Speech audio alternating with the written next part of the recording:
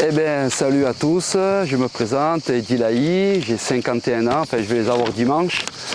Je suis président du CAS depuis 14-15 ans et j'y suis arrivé à l'âge de 18 ans.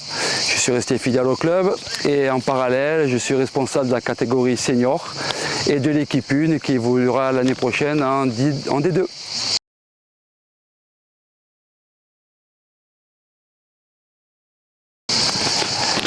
En fait, je tombais dedans un peu par défaut au niveau de la présidence. Moi, j'étais au club, je m'occupais d'une équipe, celle de mon fils. Et puis l'ancien président a dû s'occuper, partir au niveau de la section boule, parce qu'on est un club omnisport. Et il cherchait un président et en fait, j'étais peut-être celui-là qui était le plus sérieux, le plus impliqué au sein du club. Il m'a demandé et j'ai accepté de suite. Je pensais pas faire 14-15 ans, je pensais sincèrement peut-être faire 2 ou 3 ans. Et puis bon, c'est toujours dur de trouver quelqu'un qui a envie de s'impliquer, qui a envie d'avoir les mêmes valeurs que ce qu'il y a actuellement au niveau du club. Et donc pour l'instant, j'y suis, j'y reste et on verra encore combien d'années.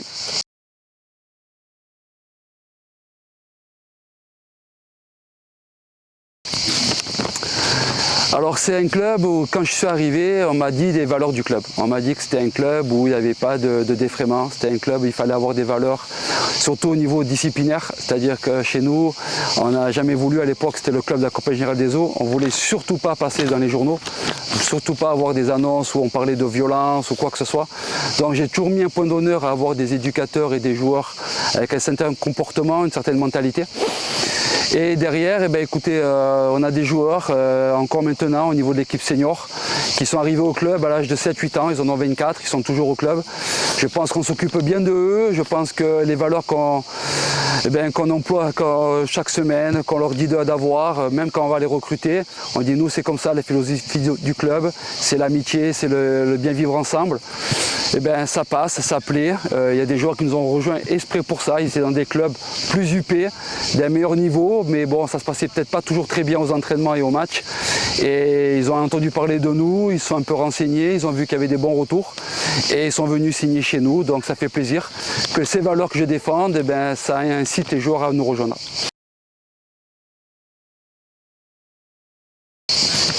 Alors ça, je ne sais pas vraiment. Sur Nice Nord, il y a beaucoup de concurrence. Il y a Saint-Sylvestre, qui est un des plus gros clubs de Nice.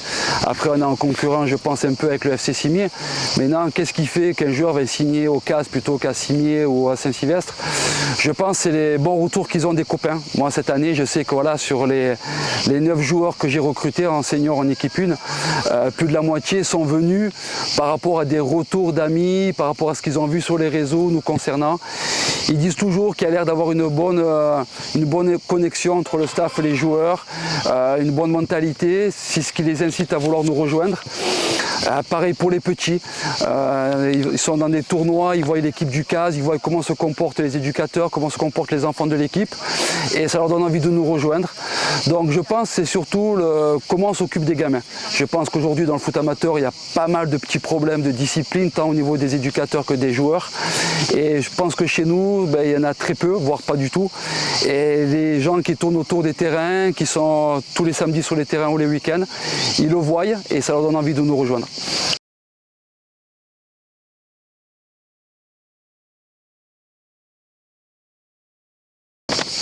Alors cette année, on devrait avoir des U7 au U14 sans coupure, c'est-à-dire qu'on va avoir des U7, des U8, des U9, plusieurs équipes U10, plusieurs équipes U11, U12, U13, U14. Après on a un petit trou, on passe en U16. Pareil, un petit trou en U18, on fait les U20. On aura 3 équipes seniors et 3 équipes féminines. Après au niveau des trous, c'est pas qu'on n'avait pas les joueurs ou les éducateurs, c'est qu'après des réunions en mairie, le club s'est beaucoup développé déjà l'année dernière. On a eu pas mal de problèmes de créneaux, de disponibilité de place sur les terrains. Et cette année, bon, on est résident sur Erabédian, mais ça ne veut pas dire qu'on aura tous les terrains, tous les créneaux. La mairie fait le maximum, on a eu une réunion ensemble et on a convenu ensemble et je suis assez d'accord pour que l'année prochaine, pareil, l'expansion du club ne soit pas aussi importante que cette année, donc on va peut-être stagner au niveau des licenciés. Mais voilà, je préfère ça que d'avoir des créneaux, des équipes sans terrain pour pouvoir les entraîner. Donc c'était une volonté commune avec la mairie. Je ne veux pas les mettre en porte-à-faux et je ne veux pas mettre mes éducateurs en porte-à-faux.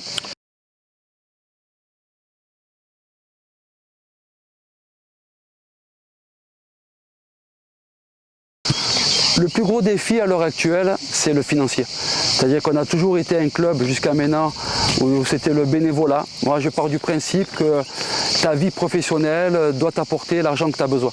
Tu ne dois pas trouver l'argent dans le football amateur.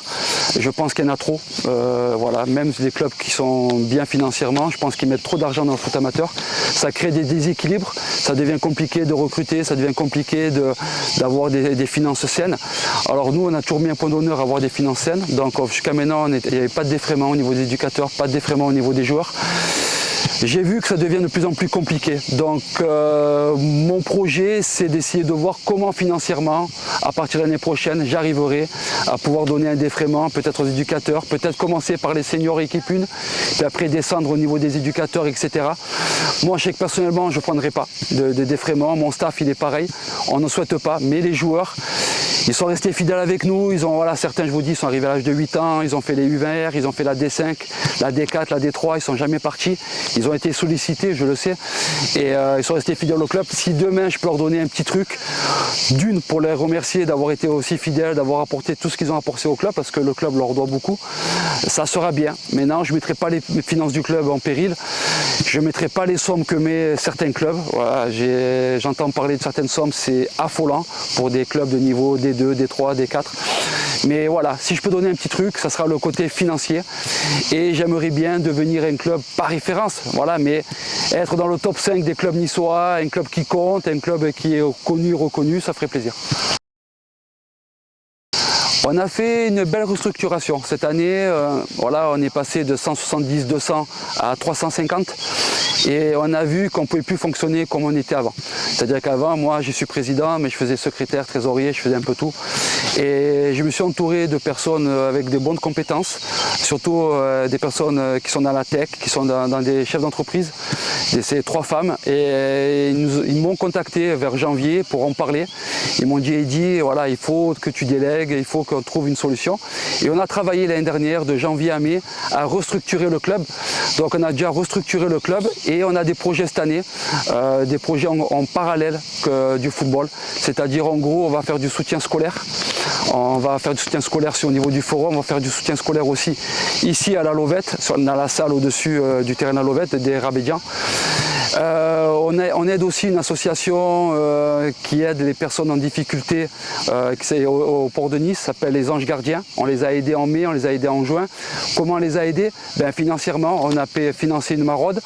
À chaque fois qu'il y a une maraude qu'on a financée, on a envoyé un groupe de l'équipe du club pour s'occuper de cette maraude. Je pense qu'aussi de voir l'autre côté du monde, les gens en difficulté, les gens qui ont besoin, c'est aussi notre rôle social. Et on va faire cette année le tournoi du CAS. Voilà, je peux l'annoncer. C'était en projet l'année dernière. Le projet avait bien avancé, puis après il y a eu un petit souci, on a dû l'annuler. Et cette année, j'espère qu'on va le lancer. Pour les 80 ans du club, ça serait assez sympa.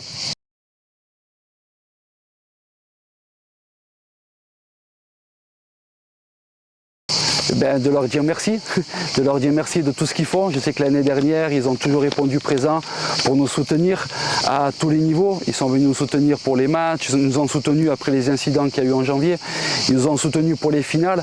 Je reçois des messages d'encouragement, de félicitations, ça fait plaisir. Donc sachez que voilà, je suis plus que motivé cette année pour les 80 ans du club. J'espère faire une belle saison à tous les niveaux, chez les petits, chez les moyens, chez les grands, chez les féminines. On va partir à foot à 11 chez les U15. J'espère qu'on va faire de belles saisons dans toutes les catégories et j'espère que ceux présents et les anciens et les sympathisants du CAS seront contents de ce qu'on va produire sur le terrain. Merci beaucoup pour cette interview. Avez-vous un dernier mot pour conclure? Ouais, merci à toi Mohamed pour mettre en valeur le football niçois, le football amateur du 06. Ça fait plaisir d'avoir tous les ans. Hein. Ouais, non, mais c'est bien ce que tu fais, tu t'impliques, c'est du travail, c'est du temps et je vois que tu le fais avec générosité, avec envie. C'est super sympa. Ça fait toujours un petit clin d'œil, c'est sympa aussi. Moi, c'est avec plaisir que j'ai répondu positivement à ta demande. Et merci pour tout ça et Issa CAS.